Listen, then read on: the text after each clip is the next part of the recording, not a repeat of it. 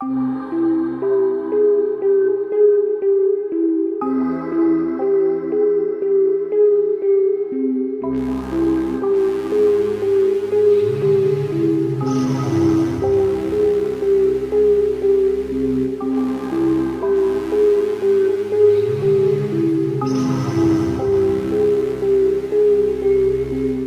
and welcome to another episode of Journey Through Sci-Fi. My name is James. My name is Matt.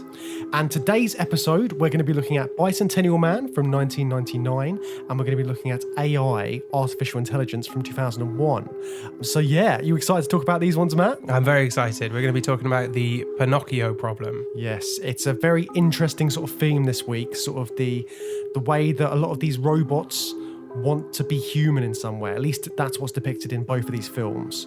So we're going to be exploring that. We're going to be chatting about both these films. And yeah, we'll see where it leads. Brilliant. Let's kick off with Bicentennial Man then.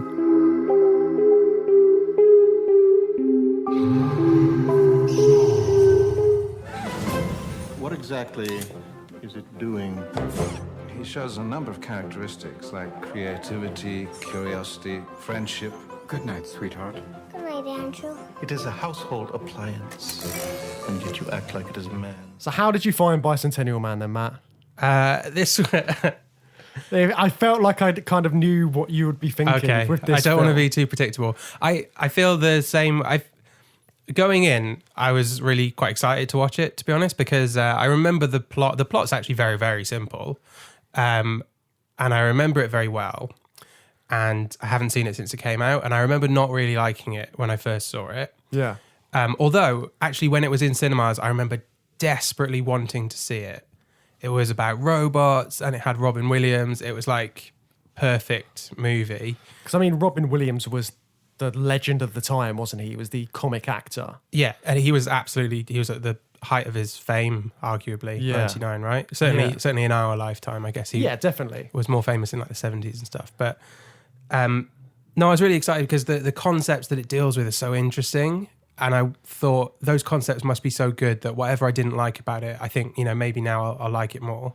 I think you can see where I'm going with Yeah, this. I can see where you're going with it, definitely. I didn't really like it that much. Yeah. But it is really interesting. And it's because it's based on Isaac Asimov, isn't it? It's an Yeah. Isaac Asimov story. And that sort of brings quite a lot of weight to it as well. At least it would seem so on sort of like the surface layer.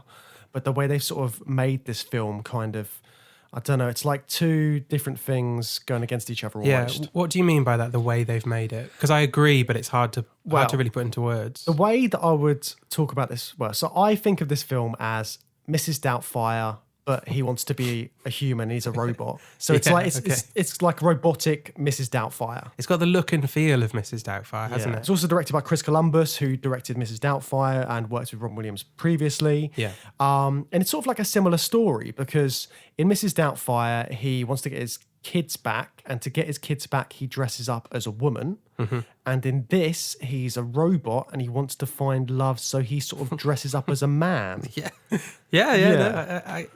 I'm with you on that, I guess. Yeah, so that's kind of like the way I was looking at it. It's got the old people makeup as well, and I would say that it's incredible in this film. Yeah. The set design, the costumes, the makeup are so good. But yeah, it has got that feel of a more, I don't know, kind of lighthearted family film. The tone is really I think the tone's really peculiar because it becomes like this whole second half is basically a rom-com. Yeah. And the comedy aspects of it are great because it's Robin Williams, but they do sort of like, they grate on you after a while. Yeah, they really do. Yeah. I think Robin Williams is a phenomenal comedic actor, and also later in his career, a phenomenal dramatic actor. But he's really uncomfortably positioned between those two modes in this film, and that's not good for him and his style, or this film, or something's not adding up very well in this film. And it's kind of like we've talked about Short Circuit, and Short Circuit was like an 80s like comedy, and this feels like a 90s comedy. It's got all of the 90s tropes to it that you would get in this kind of It reminded me of Short Circuit at one point in particular, and it started making me think about Short Circuit and what made me so uncomfortable with Short Circuit. Obviously, it's not really going to the depth of the short circuit went to that we discussed when we watched that. But the scene where he's telling the jokes to the family and pretty much all the jokes are inappropriate. Yeah.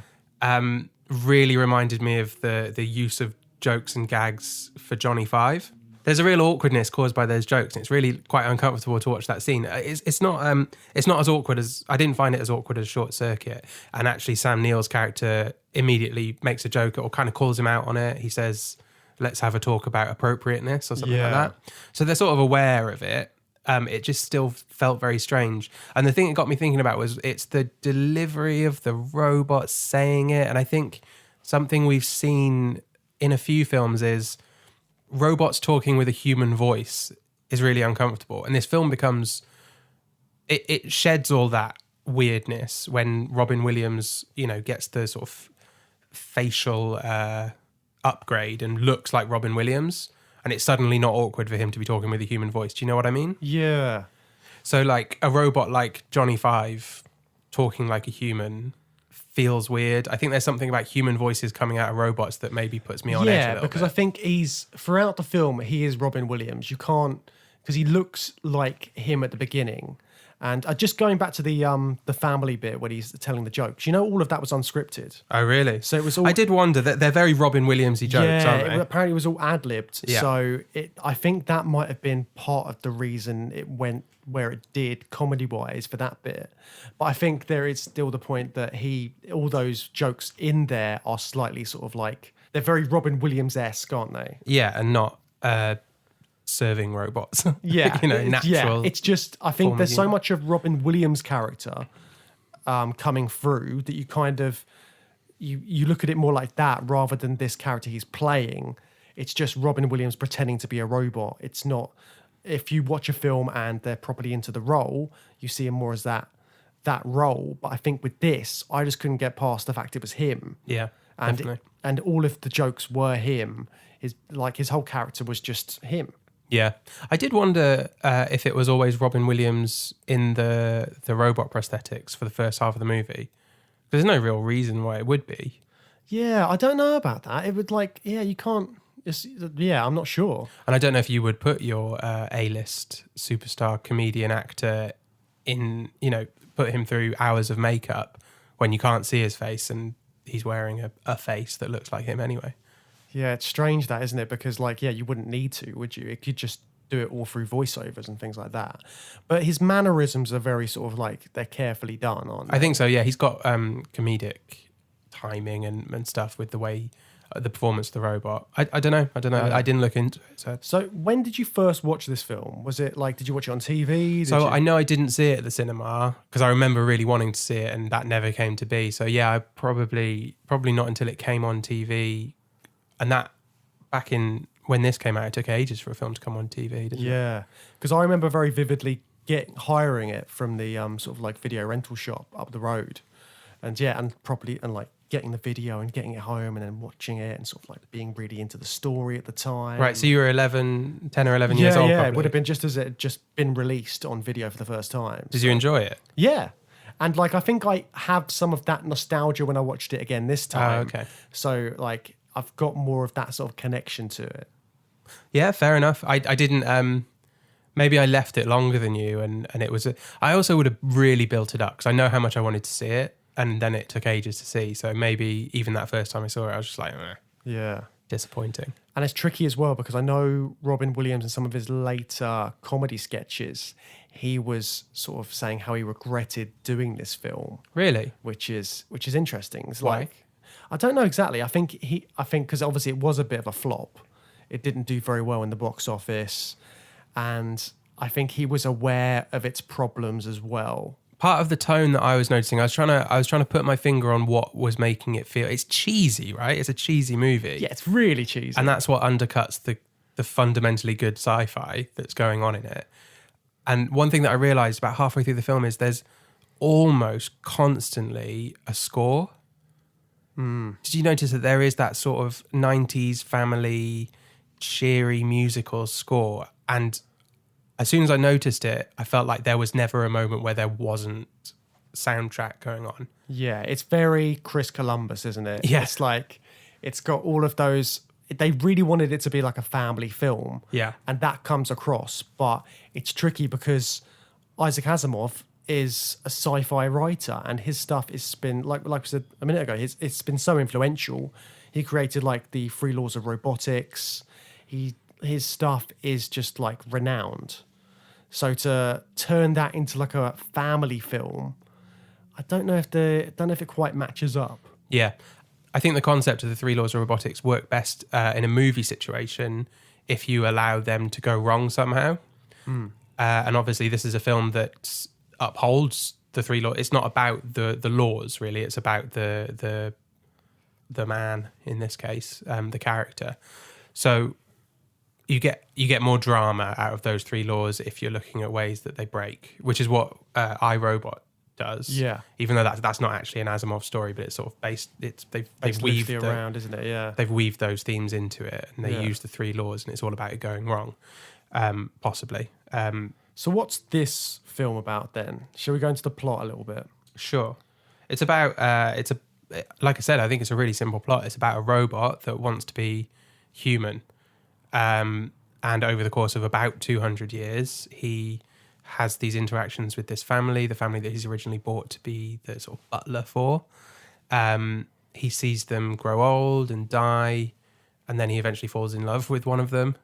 Yeah, which is strange. It's pretty strange. So what did you make of that, the kind of relationship that he had by the end of the film? So the second half of the film, he meets, he's been away for some years, and he meets Portia, who is the granddaughter of the little girl that he grew up with and worked with a family and was very close with. And she looks identical. It's the same actress. Yeah. So they eventually fall in love. I mean, it is very problematic. Yeah. Because, so if you take away the robot aspect, and you've got to try and imagine that this robot who's sentient has been growing and developing throughout all these years, and he's like becoming like more human, he's becoming more of a man. He's still, if that all comes into play, he's still going to be like a 200-year-old man. And because that's what happens at the end, is he's declared human, and he goes through all these different transitions. But if you're thinking in that way, he's just some creepy old man who's going after this woman who he used to be in love with, who he knew since she was a little girl. Yeah. And then he's going out of her granddaughter. It is like, if you think of it too much for too long, if you dwell on it for too long, you're gonna get creeped out. Well, I like to dwell on things that bother me. Have you worked out the timelines? No. You knew I would. I did work out the timelines, and I'm actually fairly happy with the numbers on screen. Give or take a few years. Yeah. Beth Davitt's aging is actually quite well done. Like I said, like the makeup and stuff, it's not just the quality of the makeup, but the way the film is sort of realised and plotted out is excellent. But that wasn't what bothered me. I mean, you're coming from it from the point of view that he's a much older man, kind of interested in a much younger woman, which is weird. You're right. The thing that upset me was the characters explicitly say that he's a member of the family twice. Yeah, that's a really good point. And when he first goes to see Portia, he says like, what does he say? He My says, surname's Martin. I'm a member of your family. I want family. Yeah, I want family. That's what he wants from her. He just wants someone to talk to, he says, but it's explicitly because they are family. So that's how he sees the relationship. That's how Little Miss saw the relationship as family. And now he's like falling in love. But then Little Miss sort of looked at him as a romantic suitor at one point as well, because definitely she has doubts over whether to marry the guy that she marries. And that was weird at the time because that was a little girl that he had watched grow up from the age of about 5. Yeah. Yeah, so that was weird. And then it's still weird 50 years later or whatever it is. And then together, like, him and Little Miss joke about how bad her ex-husband is. Yep. And there's constant sort of like jibes at him. Yeah, and she's called Little Miss because that's what he calls her. It's so weird and gross. They're kind of twisted. Have you read the book? No, I haven't. No, me neither, but I'd be interested, like, I've got it and I need to read it, but I'd be interested to see if that sort of comes through, if that's more a thing that the studio put on it. Oh, I'm sure. Yeah, they must have, because they wanted it to be like a family film, a rom-com. Let's get as many different audiences in as possible. Well, that I did wonder if there was like an earlier version of this script in existence that that had him falling in love with Little Miss. I wonder if that there was an original plot development that had him leaving, going away for so many years, coming back and then starting a relationship with Little Miss, and if someone at some point just said, it's too weird, can we separate out the generations here? I don't know. It did seem like they'd done some, separation of years and generations to make it a bit less weird. I don't know what's in the original story. Yeah, it'd be interesting to find out, wouldn't it? Yeah. What is it exactly that you want? Family. My last name is Martin. I am so named because your great-grandfather and grandmother considered me to be a member of your family. Now, Sir is dead. Little Miss is getting older. You don't like me, but at least you'll talk to me if I knock on your door long enough. Is that a joke? No. Would you like to hear a joke? This Buddhist walks up to a hot dog vendor and says, make me one with everything. There's definitely flaws with this film, but there's some really great sci-fi concepts going on. What did you really like about it, and what was really interesting? I think the development of Andrew Martin throughout is good, although is flawed, but I really liked how he transitioned throughout the film. Yeah. And the slight changes that they had and the way they sort of demonstrated that and the different things he noticed about humans that he wanted to have. And I think that was it's well put together in terms of you look at it from the start to finish, and he becomes like fully human. And there's lots of different bits that you don't really think about as a human, but there's things that like he wants like tear ducts, and he wants like a nervous system so he can feel. He says it's cruel that he can't cry when Little Miss dies, doesn't he? Yeah. That was a good moment. And there are a lot of good moments like that where, despite, there are problems with the sort of delivery of it, but at the same time, a lot of the things do build up into quite good emotional payoffs. Like that moment, the ending is very good. Yeah, and I definitely got swept up in it all. Like I'm quite easily led when it comes to things like this. I mean, I'm a sucker for like rom-coms and stuff like that, and it had all of those tropes and elements, and I kind of got into the story, and like by the end of it, I was a little bit sort of emotional after it all. Yeah, definitely, and it is a good. Those more serious bits of performance from Robin Williams are really, really good. Yeah. He's excellent in the two scenes where he testifies to, it's like the UN or something. It's like a futuristic version of Congress, but with the whole world involved. He testifies once, they tell him he can't be a human, and then he has the final operation to make him age and die. And then he goes back and he's really old. And those two scenes are amazing, I thought. So at the beginning of the film, he's a household appliance, and then there's some sort of moment when he becomes sort of more self-aware. Did you feel like there was a moment in particular, or was it just he was gradually, and he was always built that way to have that sort of sentience? Yeah, I think that's a really interesting question, because I think that I'm trying to remember now. There's two things that happen quite early on. I can't remember which one happens first.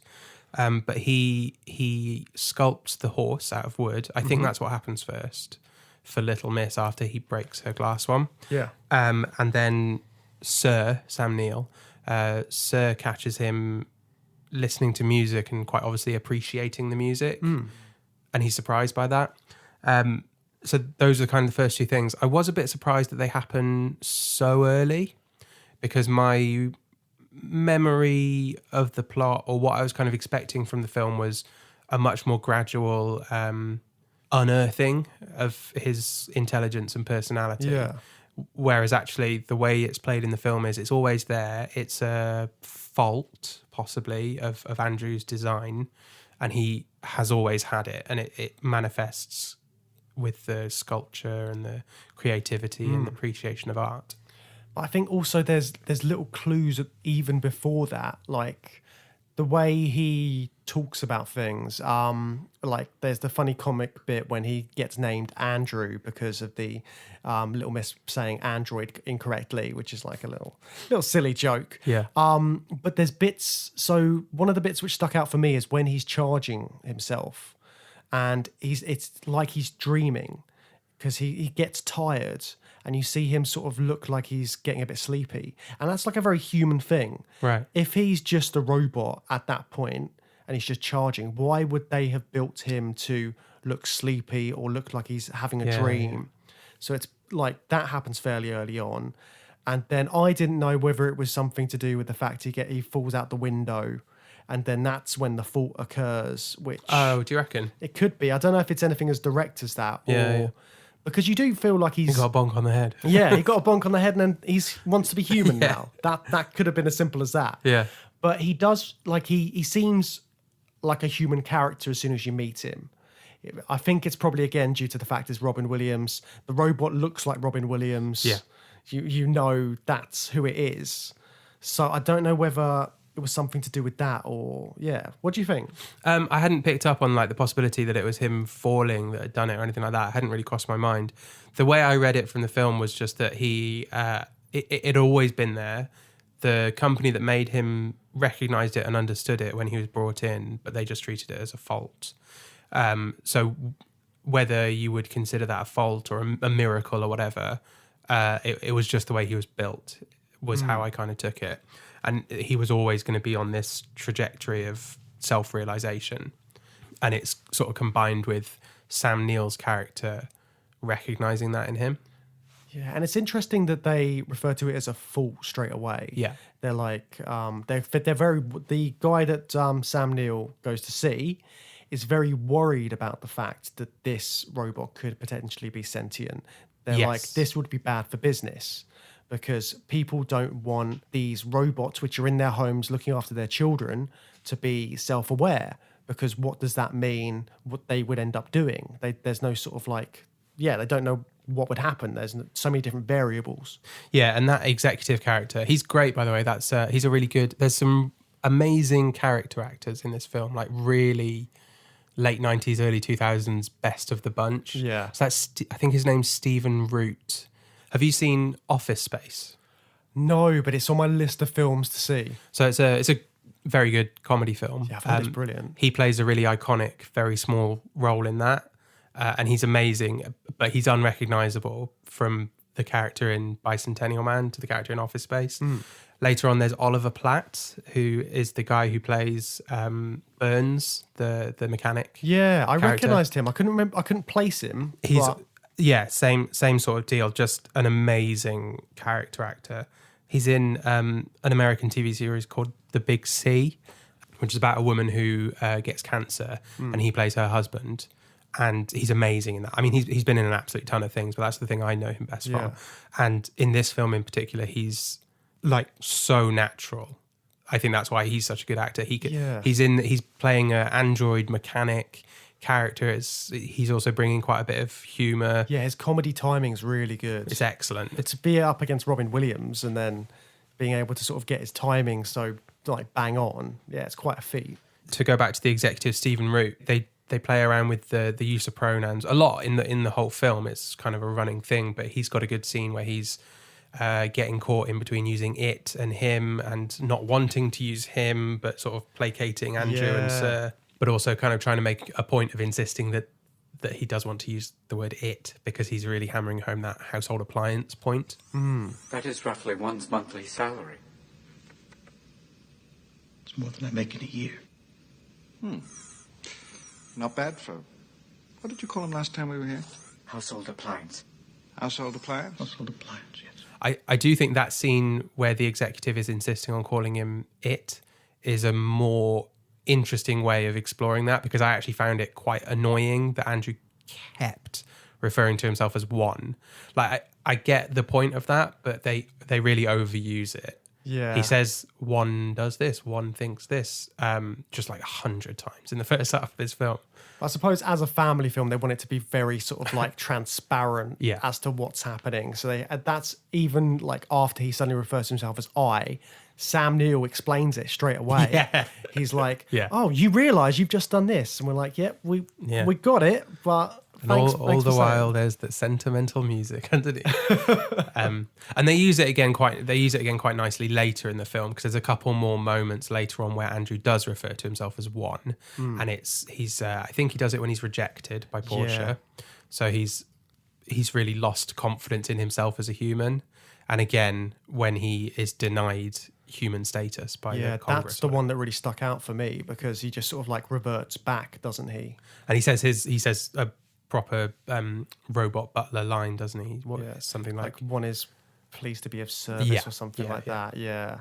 It's interesting that he sort of reverts back. I think in the same way that sometimes, like as an adult, if someone gives you a telling off, on occasion you can revert back to sort of being a bit of a child. Oh yeah. So Absolutely. I think that's his way of doing that. Yeah, that's really interesting, because that is his childhood, isn't it? In the context of this story. Yeah. So like there's this idea of uniqueness which is sort of present in this film, and it's in AI as well, which we'll be talking about later. How did you feel they sort of like got that across, and this sort of like growth through time? How did they like show that? Obviously, we talked about like his obvious transitions. Yeah. How do you think they displayed this uniqueness?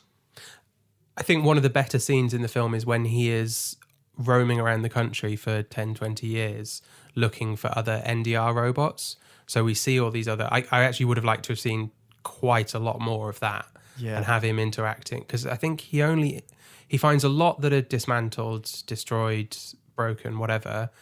And I think he only interacts with one, apart from Galatea, who becomes a character. Yeah. It's the one that's it's painting a baseball field. Yeah, he's like the groundskeeper kind of character. And he just shouts at him. Yeah, which is good, because all of those interactions sort of draw the line of difference between, and then we meet Galatea, and it takes it one step further and really spells it out. Yeah, but when he meets the groundskeeper as well, it clearly says on his screen he's like the groundskeeper's been reprogrammed After he's had the interaction, though. The Yeah. groundskeeper yells at him and tells him to get off the field. Yeah, so he knows that's like more of a programmed response as opposed to anything sort of genuine. Yeah, and then that same reaction is then really double underlined when we meet Galatea, because she appears to have a sort of free mind like Andrew. Yeah, because she's displaying personality, isn't she? Yeah, and that's really interesting, because it's a really interesting point to draw out the difference between personality and intelligence.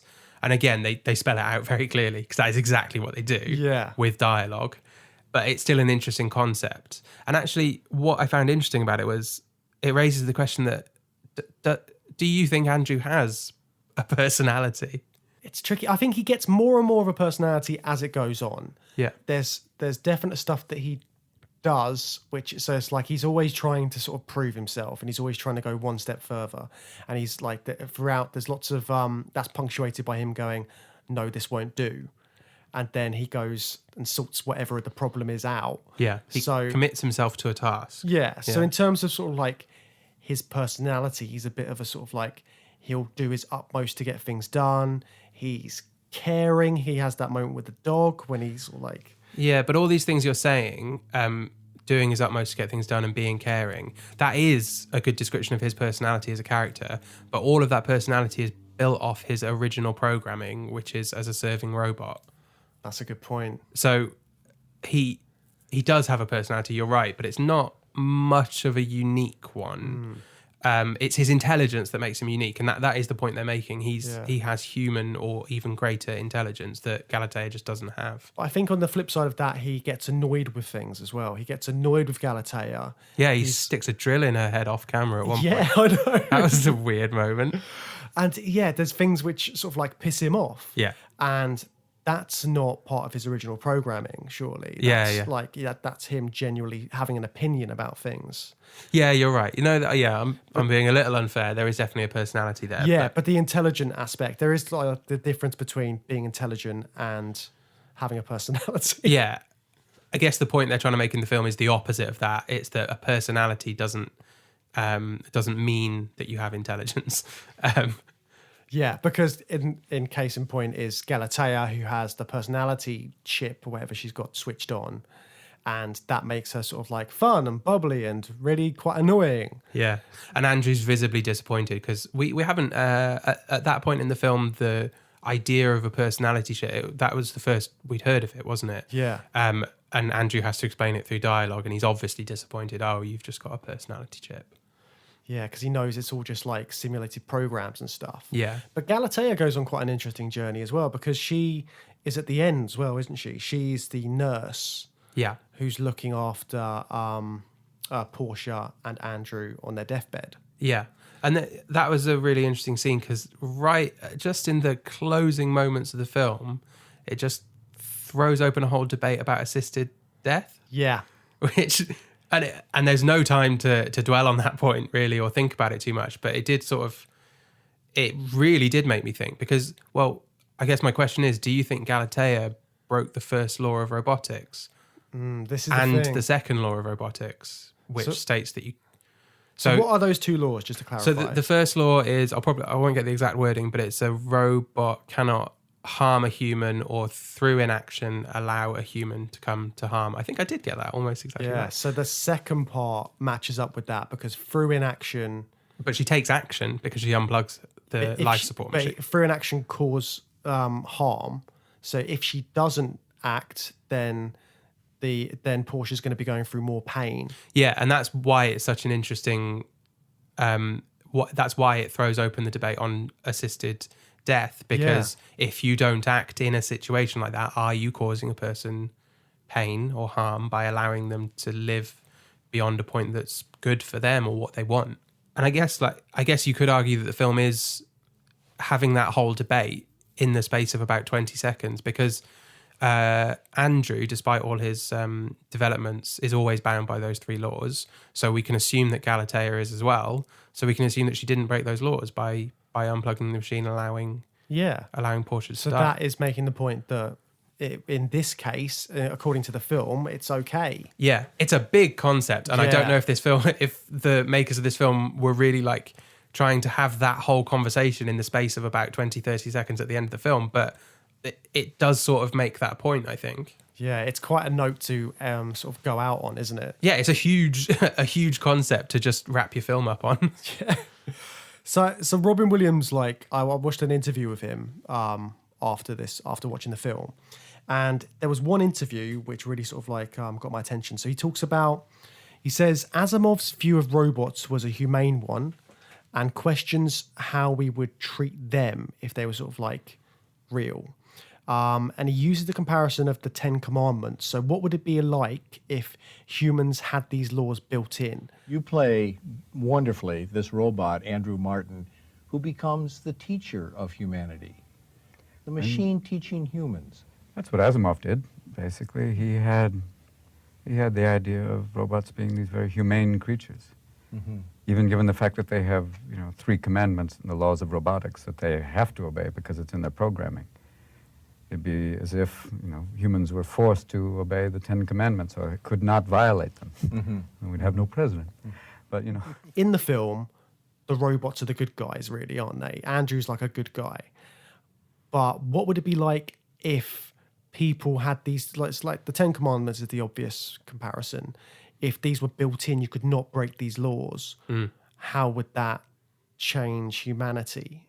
Do you think we'd be better off in that? Yeah, in that would world? we be better off, or wouldn't we? Or is that precisely why we can be human and we can make mistakes and things like that? Yeah, well, there's a line in this film where he's encouraged to do the wrong thing by Portia, isn't he? Yeah, she says make mistakes, basically go out and be a bit of a fuck up every once in a while. Yeah, and the language, I think the language of the laws is harm, not hurt. Harm. There's some leeway on how you'd interpret that word because, for example, he breaks up Portia's marriage. Yeah. Right? Is he doing harm to her fiance by doing that?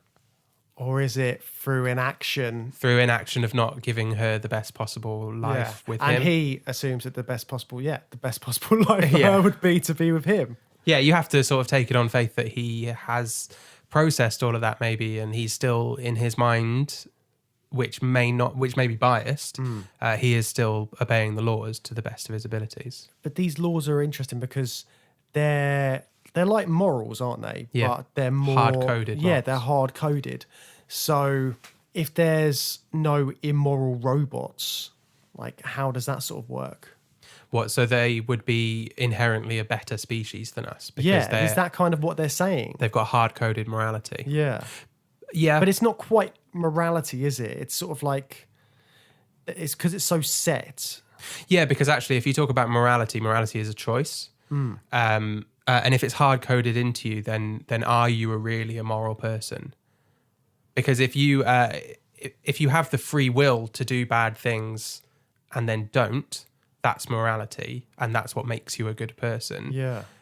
If you are hard coded to do good things, does that make you a good person?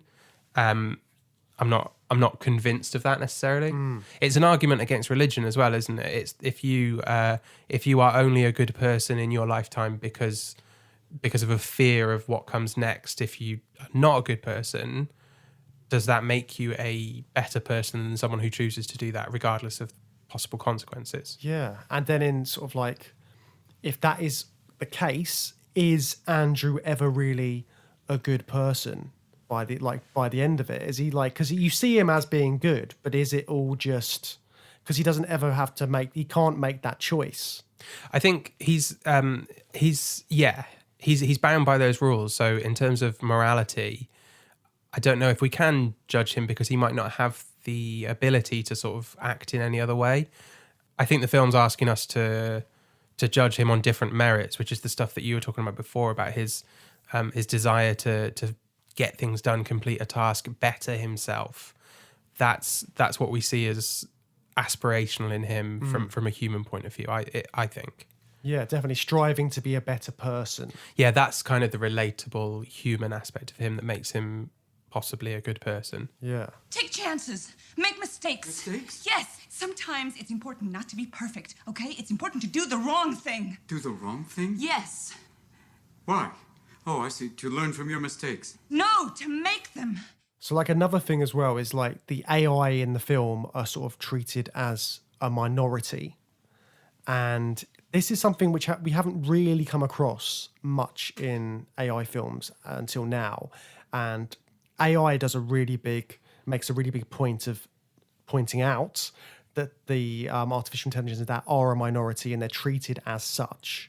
Yeah, and that is hinted at in this film. I think that's Yeah. going on in the background of this film. Yeah, because like all these other robots have been dismantled. They've been dismantled, but also when Andrew gets the first facial expression upgrade, the guy who works for the company says that they had been doing experiments on it and looking into it, but there's growing hostility, I think. Yeah. I think that's what he says. So there's the moment where he goes in to get that upgrade, and they'd sort of halted those experiments into more realistic facial features because of a growing fear that robots were going to replace the human workforce.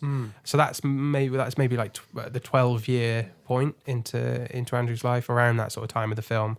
Later on, when he's talking to the mechanic character Burns, he's talking about the growing hostility towards androids that made him stop, or it meant he couldn't get any funding for his research. So that's all happening in the background, and it's never really touched on. And if you do read the book and they go into that more, I'd love to hear about it and read that book, because there is a really interesting subplot going on there that this film doesn't get into. You can sort of like you said, it hints at those bits and pieces, but I think they really sort of hammer that home when they again, going back to the bit when he has the conference and he's sort of like up there in front of the judge, and their main reasoning into not being able to declare him as a human is because he's like immortal. Yeah, jealousy and fear. And, and all these things would happen because if there was an immortal man, then everyone else would feel lesser. Yeah. And then, and that's precisely what happens when you get all this sort of like hate against minorities and things like that. For whatever reason, there's some sort of like, you either think they're lesser, or in this case, they kind of think that they could potentially be better. And that's causing the hostility. Yeah, and suppressing that ability to become a full human, basically. Yeah. They do... I thought it was a bit weird that there aren't any black characters in this film until the very end, because there's definite slavery connotations that are most clear when they're having the conversations about his freedom. All of those conversations may be a little bit more, is ambivalent the word, I think, towards Sam Neill's character. Because Sam Neill, in the first few scenes, is the sort of friendly father figure who takes him under his wing and gives him access to all kinds of learning to expand his mind. Then then he's suddenly quite reluctant to the idea of Andrew's freedom. He also cautions Little Miss about getting too attached to him and says you can't invest your emotions in a machine. Yet he's invested so much of his time and effort into this machine. Yeah. So it's weird, isn't it? It is a bit weird, and it kind of reframed how I was looking at him as a character, and it made him seem a bit more like I kind of felt like he was a slave owner with a favourite slave. Yeah. Who he's taken in and wants to sort of treating him a bit like a pet. But when it comes time to recognise him as an equal, he stops short at that, and he doesn't want to do that, and that makes him uncomfortable. And that really like reframed Sam Neill's character. And then he gives him his freedom and then kicks him out of the house. Yeah, casts him out, doesn't he? Which is horrible. And I didn't understand where he was coming from. And again, there's a really he dies a couple of scenes later, and it's really sentimental and it's supposed to be really sweet. But all I could think was this guy kicked Andrew out of his house for 16 years over the concept of Andrew being a free person, and now we're supposed to like, you know, feel nice about him on his deathbed. And like Andrew's been such an integral part of their family. He was there at the wedding. Yeah. All this kind of stuff. He's like been there throughout the girls growing up. It's just weird for him to just Sam Neill to apparently, well, seemingly have so much interest in him as a person, as something more than a machine, but then just to go against all of that and just have a moment when he's just like, actually, no. Yeah. I think he's inherently like a racist character. He's not a nasty, in-your-face racist character like some of the characters are to Andrew occasionally in this film. And again, I would have liked to have seen that, seen a bit more teeth in that. Yeah. Because it is a family film. But there is a racism to the fact that he just won't acknowledge Andrew as an equal, and he never will, even though he's not. He doesn't necessarily mistreat Andrew, and he gives Andrew all these opportunities. But if he didn't have this opinion of Andrew, how much more quickly could his intelligence have accelerated? And, you know, he could have been more free to grow and become a human. Yeah, and I think like this is one thing which I haven't really thought about with AI films, but these kind of like subtext, they're really relevant to society sort of like now, and they're takeaways which I wouldn't have normally got from an artificial intelligence film. Yeah. But the idea of sort of like looking at racism and like minority groups and this kind of the racial tensions is something which is really coming through. Yeah. And that is a concept that is a good example of a concept that is buried in this film, and it's buried under some of the less good aspects of the film, but it's a really interesting concept. Yeah. We've talked about how AI can be a way of exploring religious themes, because there's the idea of creating a life form and then the religious connotations of that. But there are also racial elements when you're talking about the treatment of one race to another, and how that can be an oppressive relationship, which it is in a lot of these AI films. But I think the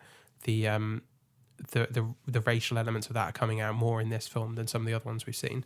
And this is the thing, I think this is why science fiction is so good when it comes to sort of getting these themes across, because they can do it in such an indirect way. Yeah, definitely. But the messages they're talking about are actually really sort of profound. Yeah. And important. Yeah, definitely. I'd watch a remake of this film. I think there's so much good stuff in here that is buried under the wrong tone. I'd love to see this remade in a different context. I think there is room for a similar story using these sort of like these things which we've just pointed out and just making more of a point of it.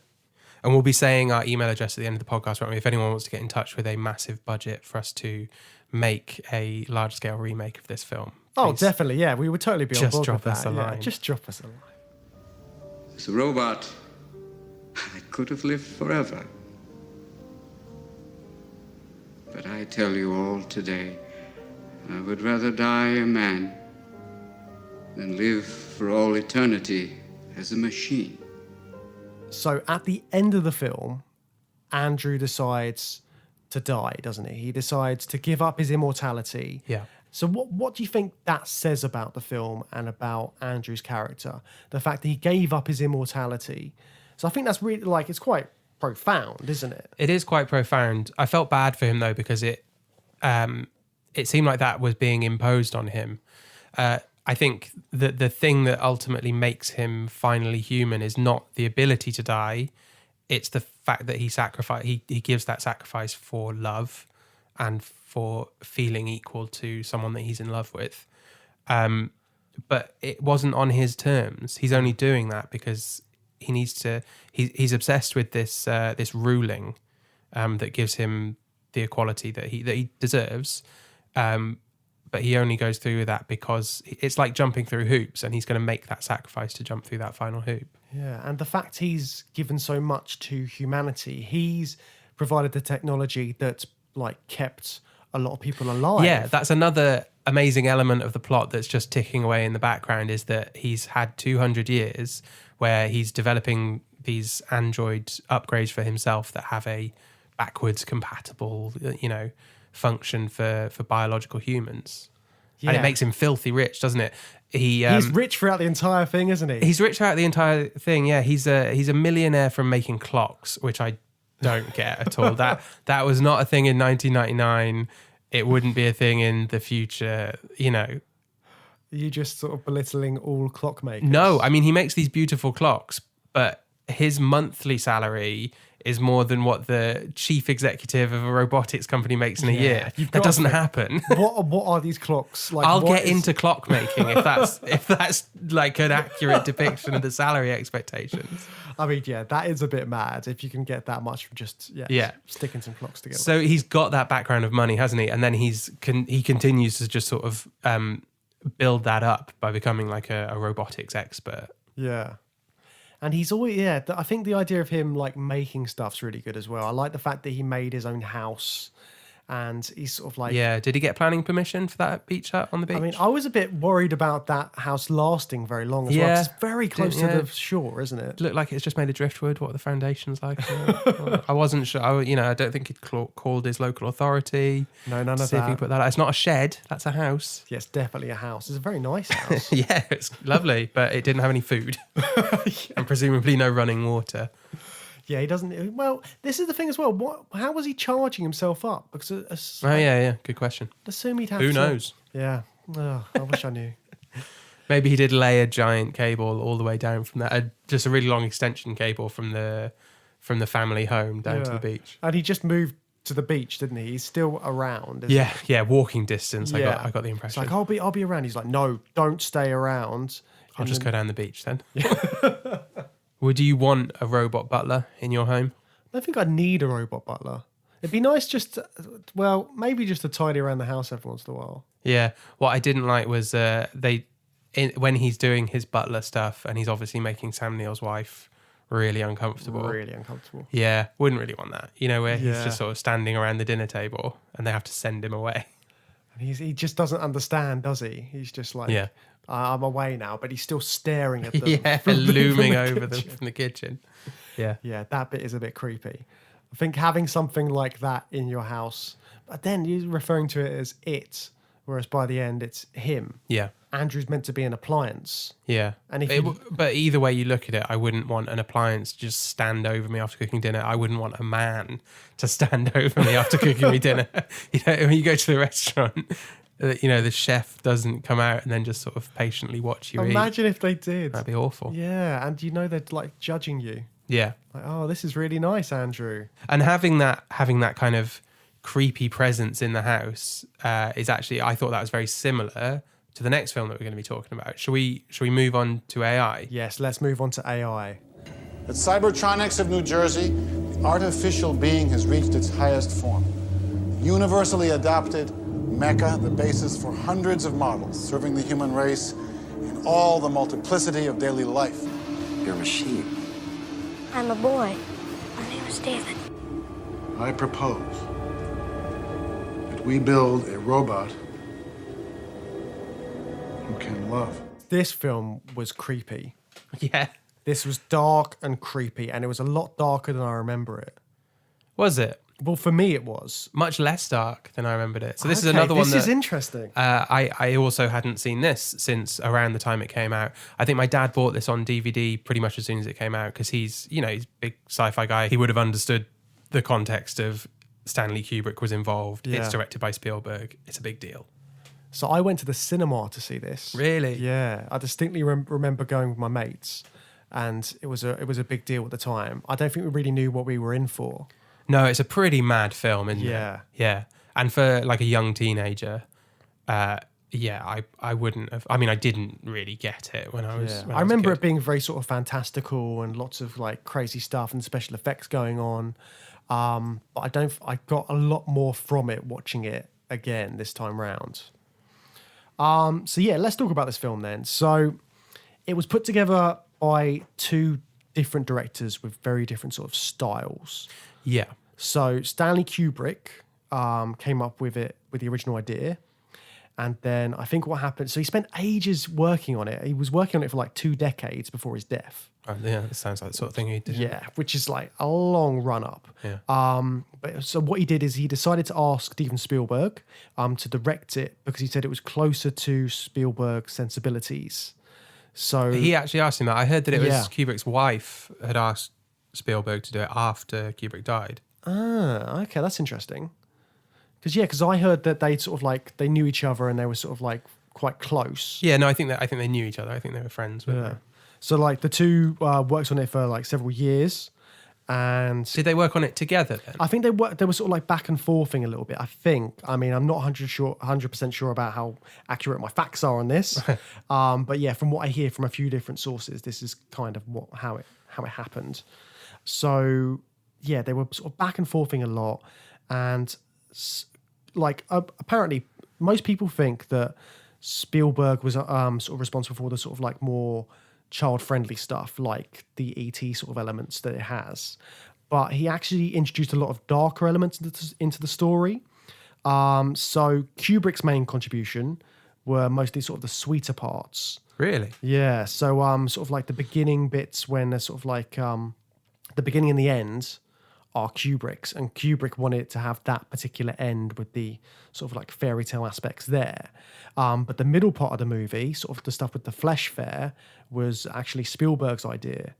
So I can see that definitely because Yeah. it is the more bombastic and kind of huge blockbustery parts of the film, isn't it? yeah. So whereas the first 40 minutes, sort of the stuff with Teddy and all of that kind of stuff, that I think that's Kubrick. I mean, it looks like Kubrick, and I think Spielberg was, if they were as close as sort of I'm led to believe, it would have been quite an emotional film for him to make because he's making a film that he's worked on the concept with his friend. Yeah. So he's got all that emotion going into it and sort of directing it. Yeah. And I wonder why.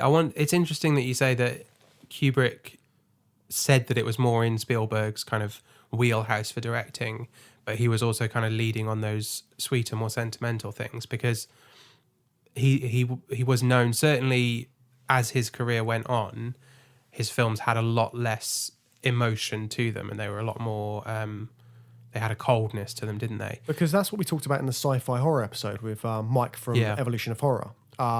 It was very much like we were discussing about how Kubrick is cold in his direction.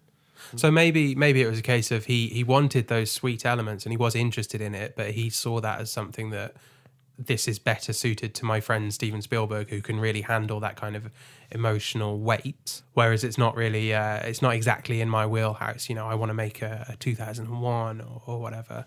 Yeah, so like for a director to sort of be aware of that and to actively seek help, that must have been a big thing as well for like a director who's obviously got his own he's got his own ego, but he went, no, actually, Steven's better at doing this kind of stuff. Well, I don't know. I don't know a lot about Kubrick, but I wonder how much ego was really there. I know he was obviously obsessed with every project he worked on, and we went to that Kubrick exhibition, didn't we? Yeah. And you can see, and I've seen documentaries about it as well, you can see that obsession. He really, really jumped into his projects. Like you said, he was working on it for 20 years. And with that, if you really care about a project that much, then with that should come an awareness that if you're not the right person for the job and you know someone who is, then you get them in and you get them involved. Yeah, and it worked. So with this film, which bits do you feel, on like initial watch, did you feel like certain bits were more Kubrick than more bits were more sort of Spielberg? Did you get those kind of... Yeah, I don't know if I want to judge it too much and make assumptions about what I thought was what, but I definitely thought that the earlier scenes, so similar to when Andrew's being the butler and being uncanny and just sort of hanging around, there's very similar scenes with David where he's just sort of in the house and he's not behaving like a normal child. That felt very Kubrick-y to me, and I really enjoyed those scenes. And then, I can totally see how the Flesh Fair and maybe going to see Dr. No would be more like a Spielberg thing, because they are more on the fantastical end of sci-fi and the more, like I said, blockbustery and a bit out there for the fun special effects side of it. Yeah, it's got it's the interesting sort of juxtaposition. Yeah, because it's got this whole adventure movie couched within a sort of high-minded sci-fi movie. Bookended. With that. Definitely. That's a really good point, because that's exactly how it looks. Yeah. And that's how it all plays out. So let's talk about the plot of AI then. So basically there's a group of scientists who want to make a human child version, like a robot which is a human, like as close as they can to a human child. Yeah. And they want to give it to grieving parents or parents who are unable to have children, because the setting of this film is very important as well, isn't it? Because it's set in a sort of like a world where there's less chance of people being able to get pregnant, I believe. It's definitely like a post-environmental crisis, isn't it? Yeah. It's like there's all this kind of stuff going on, so there's more likelihood of people not being able to have children. Hence why they're creating these robots which are supposed to give you the love of a child. Yeah, and that's the key thing, isn't it? It's that they want to make one that can really love. And they even make a point of saying, no, we've got sex robots. What are you talking about? They've been around for ages. But it's like, no, real emotional love. Yeah, so they want to create a robot that can love. So that robot, the first instance of that robot is called David, and he is given to an employee of that company whose son is being held in like cryostasis. Yeah, like he's in a sort of coma, isn't he, or something like that? I got the impression that it was induced stasis because of a disease. But yeah, it could be a coma as well. But he's ill and with presumably no chance of recovery. But the husband really wants to kind of help the wife get over that. And plus get on the good side of his company. Well, do you think? It kind of had, I thought it had those undertones to it. Because he's kind of like, oh, they're giving us this. We're going to try out this new robot. It's really good for the company. Oh, right. Okay. That was my takeaway from it. I missed that bit. But that's sort of an interesting dimension to, is it Henry? Yeah. It's an interesting dimension to his character, because there is a real separation between Monica, who David calls Mommy, and Henry, who he calls Henry. Yeah. So they get David to be their sort of surrogate child or replacement child to help with the grieving process. They have him around the house for a few days, it seems, or some period of time. But during that time, he's creepy. He's very creepy. He's not all there as a sort of person, and it's because they haven't used this imprinting software yet. So it's an irreversible process, and they make a big fuss out of that. Once he's imprinted, he's going to be in love with you and see you as a parent, and that's an irreversible process. Yeah, because leading up to that imprinting bit, he's creeping around the house. They make a point of mentioning that you can't hear him coming. Yeah. So you never know where he's going to be, and he's got this creepy look on his face. And yeah, just his movements are all sort of very mechanical. They're very deliberate. And he looks like a doll, doesn't he? Yeah. And I think that's what they're trying to say in this first bit. He is basically like a doll. Yeah. It's a really good performance by Haley Joel Osment, though, isn't it? Because when she does do that imprinting software, his face immediately changes and it really comes to life. That's a really great bit of acting from him in that moment. He does some really great moments. Like also, so later on in the film, Monica leaves David out in the woods. She abandons him. And that moment, Haley Joel Osment is like having to show the audience how absolutely how despairing this moment is. It's devastating for him. There's one person in the world who he loves is saying, no, I'm leaving you. And then as he realizes that, his facial expressions are brilliant, and it's like a really sort of like tortured moment. Yeah. And for a child actor to sort of get all this across is really good. Yeah, he's very good in this, and that's a really painful scene. So the reason she does that because they get their own son back, and it doesn't work out, and it can't work out with the real son and David, and there's tension. So they get rid of him, and she's doing that because the alternative is to take him back to the people who created him, and they are going to destroy him because he can't, because of the process is irreversible. Do you think that was a kindness, what she did? I think it was more for her benefit, because she didn't want to have to deal with the fact that this little boy, this robot, this thing that she does love, but then she doesn't want to have to deal with the fact that she would be destroying it. The guilt. Yeah, she doesn't want to deal with that guilt. She wants to have some sort of hope that, okay, he's gone off, maybe he's done something, like maybe he's fine. And I think that finality of it is like would have been the worst thing for her. Mm-hmm. So she's thinking more about herself and her own emotions rather than what it's going to do to David, who's just like left out in the cold. And ultimately, it's quite a cruel thing to do to him, because he then goes on this 2,000-year odyssey, just desperately trying to get back to her and desperately trying to make it up to her. He thinks he's done something wrong. He thinks he's incomplete. I'm sorry I hurt you. No, I have to go. I have to go. Stop it! Stop it! Mommy, don't. Mommy! Mommy, if Pinocchio became a real boy and I become a real boy, can I come home? That's just a story. The story tells what happens. Stories are not real. Not that Mommy's real. So the reason for this odyssey that he goes on is because he's been told the story of Pinocchio. Yeah. So the Pinocchio problem in full effect in this film. So when Martin comes back, he gets Monica to tell David the story of Pinocchio. And this story really sticks with David. But Martin does this deliberately because he knows it's going to get in David's head and he's going to think about it, because he's not a real boy. But he suddenly gets this idea that maybe if he becomes a real boy like Martin, then his mum will love him. And that becomes his whole like mission. Yeah. To get this love from Monica by becoming a real boy. Yeah, it seeds this idea of becoming a real boy, a blue fairy that can grant that embeds somehow in David's mind as a real. Well, it's like a childhood memory, isn't it? There are a lot of experiences you can have when you are the age that David is supposed to be that can really stick in your brain, and for better or worse, be something that you carry with you for the rest of your life.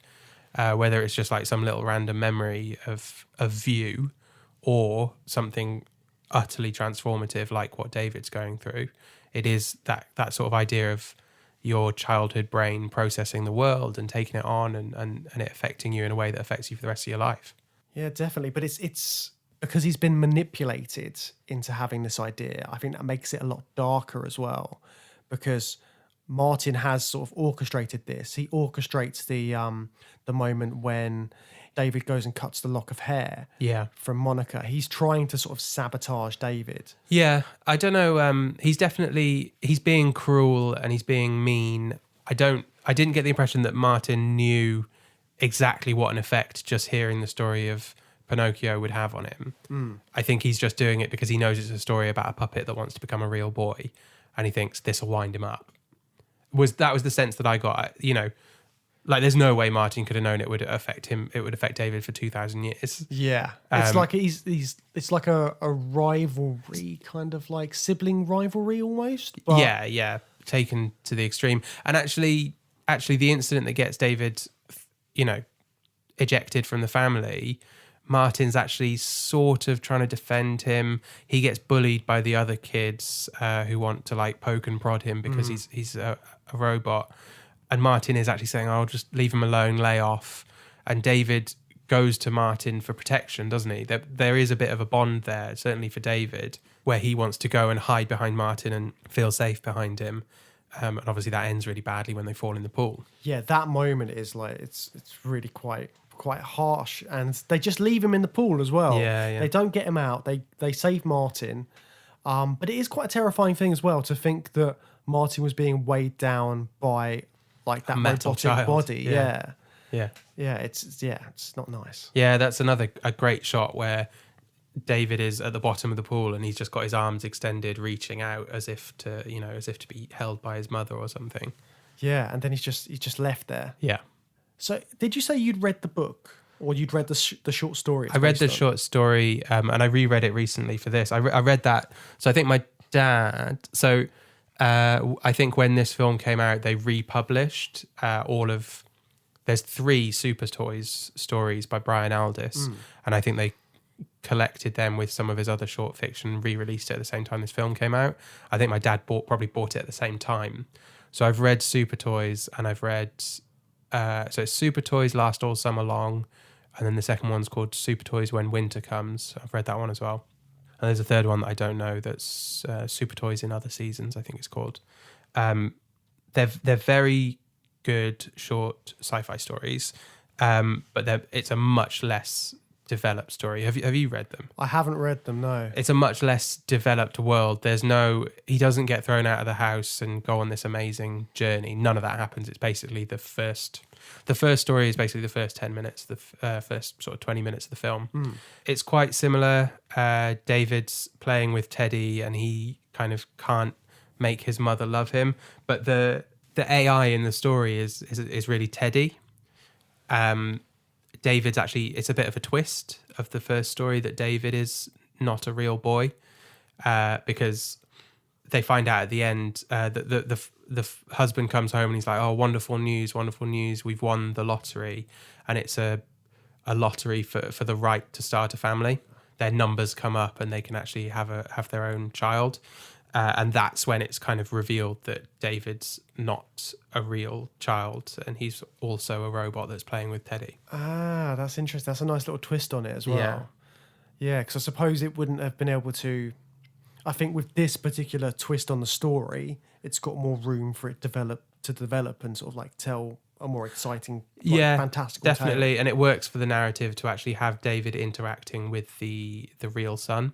And that comparison is great. The second short story I actually think is better. Super Toys When Winter Comes is set sometime after the first one. David's still around, Teddy's still around, but there's no child, and they've lost the child in between, and everything's just sort of falling apart in the family. And it actually culminates with like the house falling apart, and David kind of accidentally destroys the whole. They live in like a giant VR home. It's like a small flat. But allowed to seem like a mansion with huge gardens through VR, and he causes that to all kind of collapse, and I think it kills his mother at the end, and he's sort of left on his own. So the third one, actually, I haven't read it, but it might go into that kind of adventure of him out in the wild, not knowing what to do with himself. So, it's interesting you bring up the house, because I'm not 100% on this, but when I was doing some sort of like background reading on this, I think there was one idea for a story that is sort of what happens to Martin after this. And I think what I read was that Martin becomes sort of like, he's so influenced by this time he spent with David that he goes into robotics himself and into sort of like artificial intelligence, and he designs AI for houses. Okay. So I'm pretty sure that was sort of like an idea that was floating around, or they were going to sort of put that in there somewhere. But I thought that was quite a nice little idea that Martin was so affected by his time with this sort of like robot brother. So would he in that storyline grow up to be a lot more sympathetic to AI? Yeah, I would imagine so. And he'd probably be fascinated with how they work, because that's part of the thing as well. He's quite intrigued by what he can get David to do and what he can get Teddy to do. Yeah. See, he sees David as the new Teddy, doesn't he? He just treats him like a toy. He doesn't understand, because he's been in a coma or whatever. He doesn't understand the context of why David came into his parents' life. And I guess they don't really explain it to him very well. Teddy's really great as well. I love Teddy as a character. Yeah, Teddy's brilliant. He's such a steadfast companion for David. He never really falters. He never expresses much personality apart from just being a sort of cautioning, helpful friend. He's like very wise, isn't he? Like he seems wise because of the things he gets him to do. So like the moment when they're at the dinner table and David and Martin are having that sort of like eating competition, and David's just doing it to prove that he can do it, and then Teddy says, "Don't do that, you'll break." You'll break. He's quite firm as well. He puts his paw on David's hand, because that's kind of all Teddy ever does. Is he just gives practical advice, really. Don't do that, you'll break. But there is a bit of a tone there that suggests experience and difficult experiences that he might have had. Yeah, because then it's kind of like how sentient is Teddy. Yeah. Because you kind of get the impression that he knows what's going on. He knows sort of how to act. Because there's also the moment when Martin tries to get him to pick between him and David, and he outthinks him and goes to the mum. Yeah. So there's little bits like that. But Teddy doesn't get treated very well by David. Do you not think? What does David do? Well, David wrong? like leaves him all the time. Like in the Flesh Fair, he like runs off with Joe and just leaves Teddy sort of in the fair. When? Well, like Teddy he follows them. So they get separated because of the net, and that's not David's fault. He does seem to be trying to hold Teddy, doesn't he? And Teddy goes, "I'll break." Yeah. And then he just lets him go. But that's not, that I don't think David did it deliberately. Does he leave him behind afterwards as well? I think so, yeah. Because Teddy like deliberately saves David. He tells the little girl, yeah, there's like, oh, David's there, and well, yeah. Again, it's you don't quite get to see exactly how intelligent Teddy is because he makes the girl go to David, but I don't think Teddy ever. He doesn't try and trick the girl and say there's a real boy in the cage. He just leads her there, and she comes to that conclusion on her own, doesn't she? Yeah, but he must sort of been like, I don't know. It seems like it's kind of almost implied, though, isn't it? You can project that he's got a plan and he's got wisdom, but I think the film very carefully treads around really answering that. Yeah, and because he doesn't, does he? And in the same way as David doesn't become a real boy. Like, that's how I see it. Because the thing is, with this film, I feel like you project a lot of emotions onto these particular robots in this. Like, especially David, because David's quite problematic because his programming is to be sort of like to love his mum. And seeing that on screen is emotional and you want to sort of be behind that. But then that's all you get. He doesn't develop as a character throughout the film, really. No, you're right. You are right. I think... But you want him to, and you feel like he does because there's moments when he shows like what could be seen as a bit more emotion or a bit more sort of personality, but really he's not.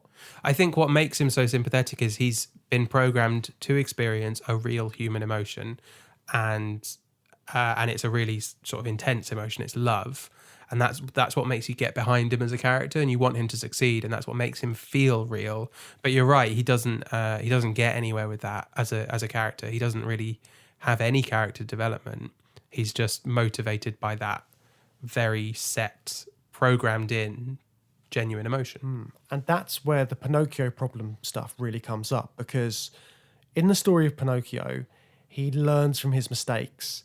Over time, he sort of proves himself to be brave and to be truthful and selfless. And he does all these things and then in the end is rewarded by becoming a real boy. Whereas David doesn't really do any of this character development. He doesn't change. He remains this like robot which like genuinely loves his mum, but that's all it is. He doesn't learn any sort of like social skills. He doesn't treat any of the other artificial intelligence that he meets with any sort of compassion or anything like that. He's just sort of like, he's got one goal, to be with his mum, and that's it. That's a really interesting take on it. And I hadn't really thought of it that way. I think I was a bit more sympathetic to David as a character. Which is what it kind of like wants you to. Yeah. But you are right, though, because actually if you compare him to a character like Gigolo Joe, he's very single-minded in that he just wants to show women a nice time. Yeah. And even like, I think his final line is, when you become a real boy, you put in a good word for me with some women or something like that. With the blue fairy and the ladies or something. But he does actually go beyond that a little bit, because he does sort of seem to really care about David, and he goes out of his way to help David. Once he gets to, say, Rouge City, he doesn't need to... Everything Joe could possibly want is in Rouge City. Yeah. He doesn't need to go any further on David's quest. But he does. He steals a police amphibicopter. Is that what it's called? Helicopter that can go underwater. Because that's a great name. He steals that and he helps David pilot it, and they fly it all the way to New York, and which is presented as quite a menacing, edge of the world place. That seems quite risky for Joe to do all that, to go out of his way, but he's got a sense of debt because David inadvertently saved his life, and he only saved his life because Joe was willing to stick his neck out and hold his hand and try and protect him. And Joe's very self-aware, isn't he? Because he talks about the society, and he says people will never accept us because they know we're better than them. Yeah. They made us too smart, too quick, and too many. We are suffering for the mistakes they made, because when the end comes, all that will be left is us. That's why they hate us.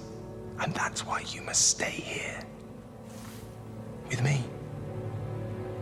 He knows that's why there's the things like the flesh fairs, and the whole reason for the flesh fairs is to basically torture these AI. Yeah, it's horrible. Yeah, it's like it's so graphic as well when you look at it. That's something which I never really got from the first watch, because I was just like, the special effects were cool, all this kind of stuff, but then you hear these robots pleading for their lives. Yeah, and screaming, and the one asks another one to turn his pain receptors off. Yeah. It's a really grim thought. So it's like, and yet there's that woman in the crowd who shouts, AI don't plead for their lives, and then you realise that they all have been, but nobody's really clocked it because they don't look human. Like all of the robots which get killed in the flesh fair look robotic. They look different. Yeah, and I wondered if there was something about the kind of audience expectations and commentary on that, because the audience at the flesh fair ultimately couldn't stomach a little human boy, having hot oil poured on his head or whatever was about to happen to David. And the point is that they can't stomach it because it looks like a human, but they've just sat through, all the other robots being torn apart. Yeah, there's the crucifix one. Yeah. And there's the acid on that woman's face. But it's exactly the same for the viewers of the film, isn't it? Because we've just sat through that and watched that. And as viewers, we also probably wouldn't have tolerated Haley Joel Osment having hot oil poured over him. That would have been graphically unpleasantly violent. Whereas we can tolerate the sort of spidery mechanical robots getting ripped to shreds. Yeah, same as the flesh fair audience. And one of those robots in that scene is Chris Rock, isn't it? Yeah, that was just very strange. It was like a really random bit. Like, oh, suddenly it's Chris Rock, and then you instantly recognise his voice, don't you? Yeah, it's obviously Chris Rock, and I didn't understand the point of that. It was just really random.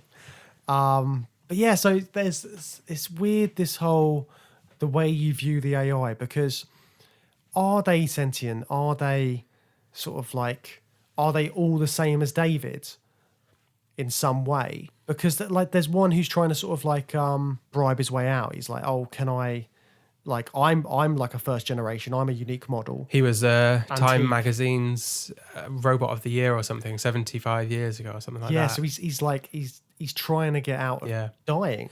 Yeah, the nanny robot, it's interesting that a lot of them do have this sort of programmed routine and they express it in different ways. Well, I mean, yes, Joe does go beyond that, but broadly speaking, he's performing his role as a gigolo, and he's trying to just get from A to B, and that's how he does get from A to B. He convinced people to give him a lift because he's giving all these promises of sexual adventures. That's a really good scene, because you assume he's talking to a woman. Yeah. And then you suddenly clock halfway through I did assume that, the chat, and then you're like, oh, it's just a bunch of guys, and he's saying, like, if you go there. But he's got those skills where, because he can chat up women so well, he can actually make promises to sort of share that skill with some young lads on their way. He can to read Vegas. people, can't Yeah. he? And that's deliberate. But he's still sort of within the bounds of that central programming. He's able to function really well in the world through that central programming. You've got the nanny character who just wants to be a nanny because that's what she's programmed to do, and she's running for her life, but then she sees David and she's like, oh, a little boy, would you like a nanny? Yeah, and that's like her appearance is really good as well, because it's that, I think it's quite a famous bit where you see her face, and then she turns, and as she turns, you see that she's a robot. Yeah, that was in every advert. I think. Yeah. It's really, like, I really like that bit. Yeah. That's a great design for a nanny robot, though, isn't it? Because if a robot was looking after young children, you would need the face to sort of let them seem more acceptable to a little child and more motherly, maybe. So did you assume that it was always built like that? Yeah, 'Cause I did. I kind of Do you think she'd been like destroyed a little bit? Yeah, because that was just after the sort of the scrap metal scene where they're sort of like all rummaging around trying to get whatever they can. Yeah, could be either. And actually, yeah, most of the robots are fully humanoid in this film, aren't they? And with the sort of like motifs and stuff and the way they show things in this film, the whole sort of like, is it real, is it not real? They really hammer this home all the time. Like the reflections everywhere are really good. And the moon, when you see the moon rising, you assume it's just the moon. Turns out it's a big sort of like a hot air balloon or something like that. Something like that. It's very surreal, that moment. Yeah. It's great. So it's like even the moon's not real in this filmic world. Like, what is there and what is just a reflection of what should be there? Yeah, and I think they use that a little bit at the start of the film to make David seem stranger and more alien. There's lots of shots where he's looking through like bathroom door glass, so his whole face is all like a shattered image. And shots of him like peering over reflective tables, so he kind of becomes a half reflected, almost kaleidoscopic type face. It's great, isn't it? Yeah. And it adds to that eeriness of him not being a real person at the start of the because film. he seems alien, and that's really, again, that's hammered home by the fact when you first see David, he's out of focus and he looks like an alien body. Yeah. And then later on, at the very end, when you meet the creatures which look like aliens, which you find out are sort of like advanced AI. Yeah. They look how David looked in that unfocused first shot. To try and draw up that comparison straight away. Do. Yeah, spindly kind of X-Files grey alien body. Yeah, I found those really interesting. Definitely the first time I saw this film, I did just think he was visited by aliens at the end. Same here. And that was my takeaway for like a few years until I probably was having a conversation about the film, and they were like, no, it's robots at the end of the film. Yeah, because you told me that as well. And then when I revisited, I was like, of course. Oh, really? Yeah, Right. because you mentioned it to me recently. Well, you say of course, but even watching it back, I did sort of feel like, well, I know they're robots because I've been told they're robots, and when you know they're robots, it's like, okay, yeah. But it's not really spelled out for you. They speak in another language that's subtitled, which an incredibly advanced AI species probably would, but it's got all the tropes, I guess, of an alien invasion, of a post-alien invasion of Earth, hasn't it? Yeah, definitely. But the way that you see them and the way they talk about humanity is very interesting as well, because like they seem alien. You're like, what are these creatures? Yet they've got robotic sort of functions. They come in this big sort of cube which goes apart and it's all metallic, and they've got screens on their faces. Yeah. Which they use to sort of like project David's memories. But their main thing is the reason they're sort of... So what happens is in the film, it's like 2,000 years later.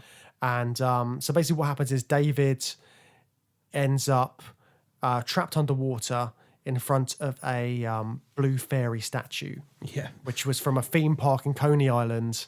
And he's just sort of like praying to this blue fairy statue for thousands of years to become a real boy. These sort of weird alien AI creatures find him. But they're still focused on what humanity was like and what they can learn about the universe from them. Yeah, they see David as special and unique, but only in the context of he's an original. He's an original robot. he actually interacted with real live humans. He can teach us something about them. Yeah, and it's kind of like they think that humanity has this wonderful thing that they just don't have for whatever reason. The idea you can dream and you can sort of create literature and art and poetry and all these sort of creative things are something which is foreign to them. And because obviously if they are AI and they think in logic terms, something like creativity and all those kind of things would be lost on them, and they'd want to know more. So are they all just as stuck in their programming, but just in an incredibly more advanced way? Are they just stuck in their programming like David is, like Joe is to an extent, like the nanny robot is? That's the thing. It kind of feels that way. But yet they show compassion in what they do for David. They allow David to have that one moment with his mum, that one perfect day. Yeah. Well, there's a lot of compassion between the robots, isn't there? The way Joe takes David in is compassionate. That we see different levels of it, but there are those interactions that. But the one person who never shows that is David. Yeah. David's never compassionate to anybody else. Yeah.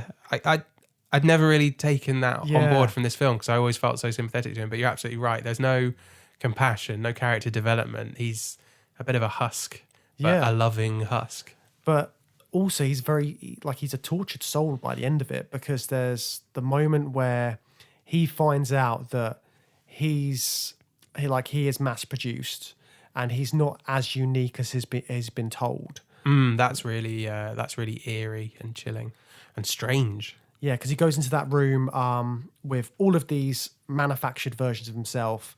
There's one moment which is brilliant where he puts his face in the hollowed out face of another robot with his face. Oh, it's very creepy. And then he's walking down like an aisle of David's in boxes, and one of them just sort of shakes in the box, and he really freaks out. That was great.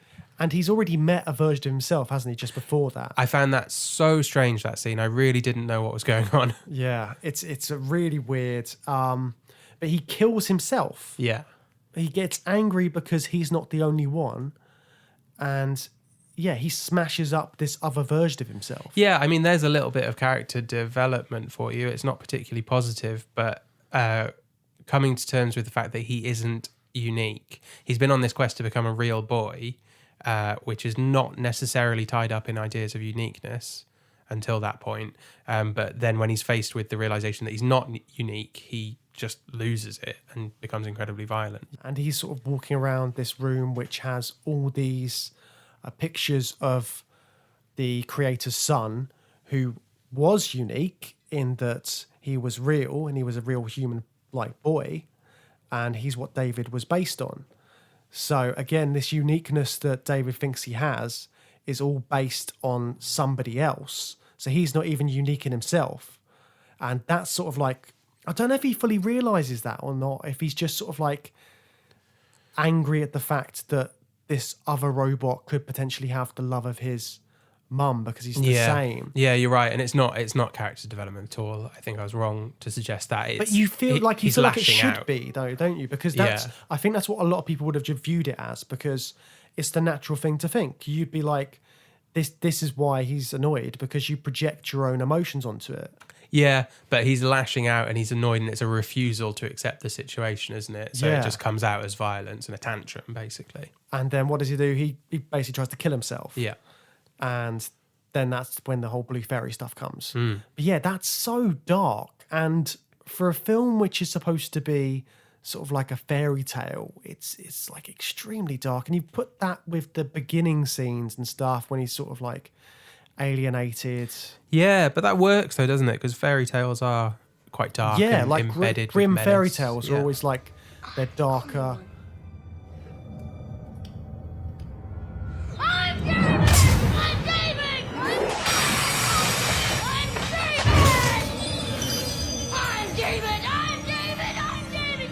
I'm special! I'm unique! I'm David! You can't have it! Did you see the Robin Williams cameo? I thought nicely linked into our previous chat on Bicentennial Man. Yeah, that was great. I had no memory of that. He's really, that's quite a good scene. I really enjoyed that. It doesn't make any sense. Yeah, that scene as well. Apparently, Stanley Kubrick got Robin Williams to do that before, so he'd recorded all of that with him. Oh, right, okay. Like all that voiceover, which I thought was like an interesting way to do it. Like how long ago then would that have been filmed? I don't know what sort of like timelines or anything like that, but I do know it was recorded. He directed it. He directed that like whole bit. So that scene was a real like original nugget of the film that lasted quite a long time through the development of it. Yeah, and it kind of like links up. So Robin Williams plays Dr. No, who they go and see in the what's the name of the place, the town? Is that in Rouge City? Rouge City, yeah. Rouge City's weird as well, isn't it? Yeah, it was amazing though. All the neon when Joe's obviously in his element, sort of dancing. Yeah, around. but like all the buildings, like there's like a building where someone's bent over. There's like legs everywhere. Yeah, it's like it's quite adult for a PG. Yeah, like, but you wouldn't see it. It's all in the background. I mean, I took it to be like a really sort of twisted and taken to the furthest imagination version of Vegas, right? Yeah. It's this city of just boundless pleasure. You do what you want. But it's like the red light district, isn't it? Yeah. It's like a crazy expanded red light district. And there's the bit where they walk past the church, and then Joe mentions something about religion. And he says I can't remember what it is, but the people who created us are obsessed with what created them, or something like that. Yeah, yeah, and he gets a lot of business out of it. Exactly, and that's like another good sort of signpost for the end, because the AI become obsessed with who created them. Yeah. So yeah, it's all very sort of, it's quite circular. Yeah. So in the end, David kind of gets what he wants in that he gets reunited with his mum, but it's only for one day, and it felt a little bit similar to Bicentennial Man, actually, because he has to give everything up and give up his life, doesn't it? Yeah, it's interesting that, because they say he can only have one day with his mum because that's all they can physically do. But then you never really know if it's real or not, do you? Yeah. It seemed very much like it was a simulation that they put together for him, but then they seem to suggest, no, we're reconstructing humans.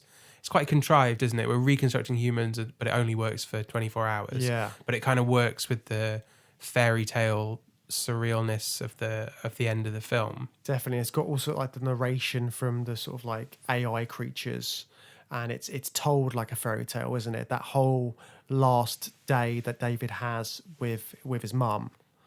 And it's all very sort of like romanticized, and it's a nice sort of ending, but it didn't seem real. Like, also, just on a sort of like a practical point, bearing in mind that David might have been like a superior sort of like tech, what about Teddy? Is Teddy really going to last that long underwater in like this frozen thing? Is he going to be able to be fixed? Or I don't know. I love that about Teddy, that he's just always there. He doesn't do loads. He's got this sort of built-in patience and constant companionship that he's never going to leave David's side. And I think Teddy's quite a low-energy character, isn't he? Yeah.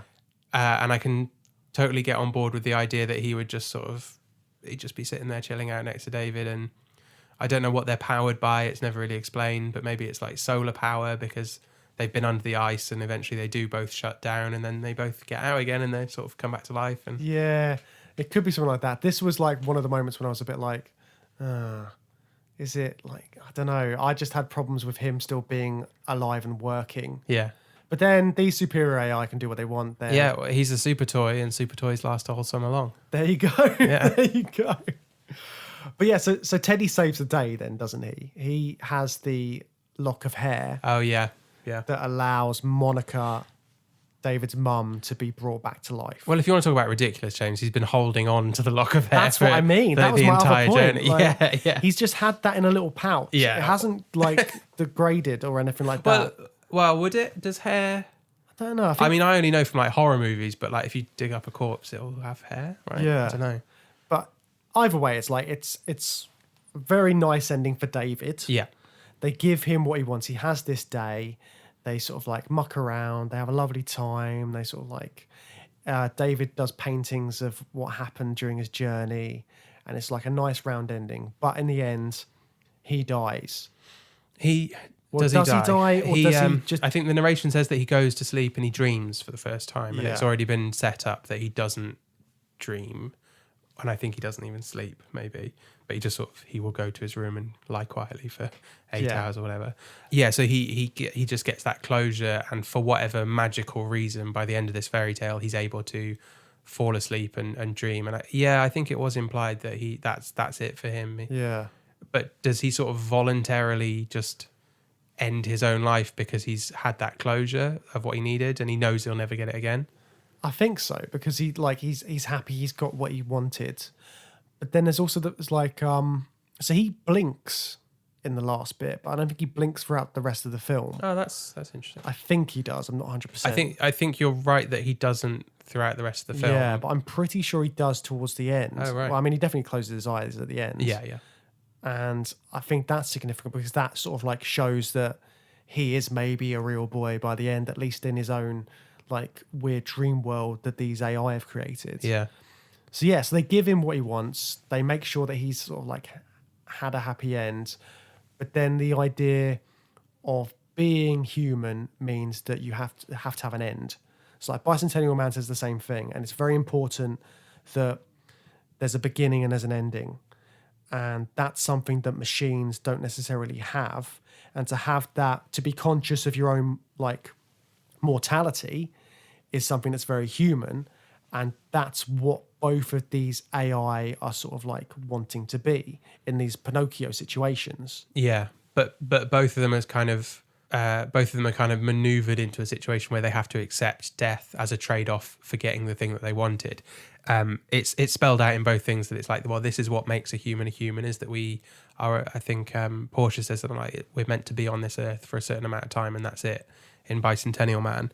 And both of the characters, David and Andrew, just sort of accept that as a fact of life, and then they become mortal and they both die.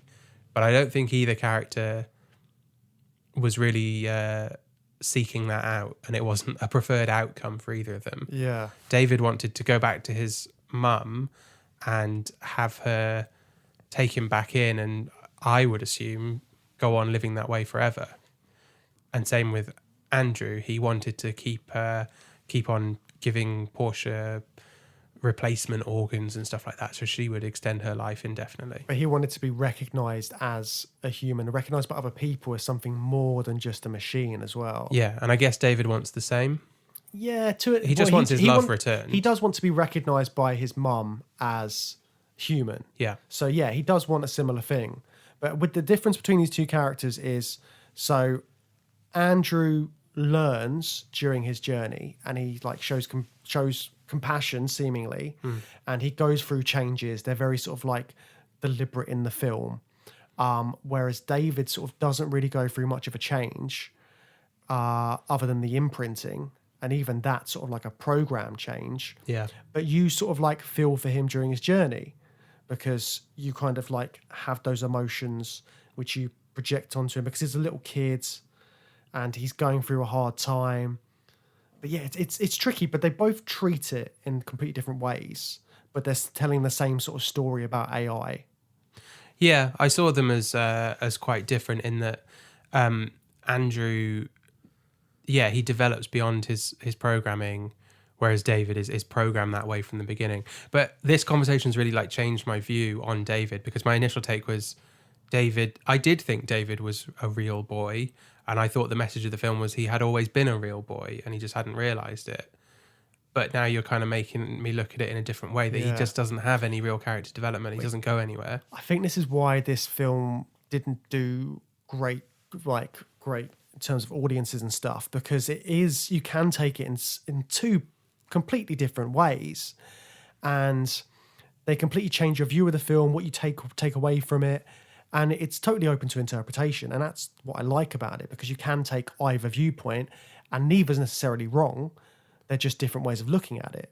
And yeah, I think that's why AI is such an interesting film to look at. And because it has been so sort of polarizing with critics, it's it intrigues me, the whole thing. Yeah, I'd like to watch it again now with a different view on what David is really going through, if anything. Yeah. Yeah.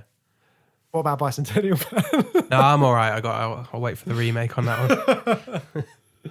So we're going to continue the Asimov theme next week and looking at how robots interact and integrate into our society. What's the topic for next week, James? So next week we're going to look at morality and laws in AI. So we're going to be looking at 2 new films. We're going to look at I, Robot, and what's the other film we're looking at, Matt? Automata. So both these films are quite similar in their plots from the looks of it. I've never seen Automata before. I haven't seen that, and I haven't seen I, Robot in ages either. Okay, so it's going to be an interesting one. We'll see sort of what happens next week. As always, if you want to follow us, we are on Twitter. That's at Through Sci-Fi Pod. We're also on Instagram now as well. So if you look up Journey Through Sci-Fi, you should be able to find us.